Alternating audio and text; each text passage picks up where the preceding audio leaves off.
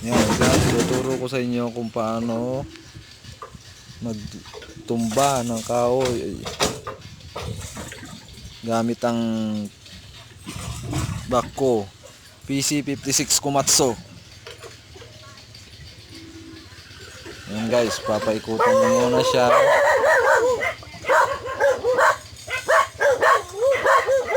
Hindi mo siya itulak, subukan itulak. Yan. Yan, saglit lang po. Paano gawin?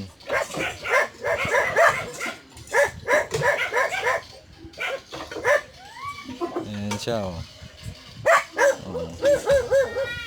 Meron siyang pailalim na ugat pero hindi siya mabrag, oh.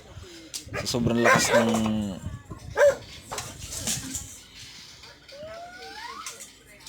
maliit man pero malakas ang PC56.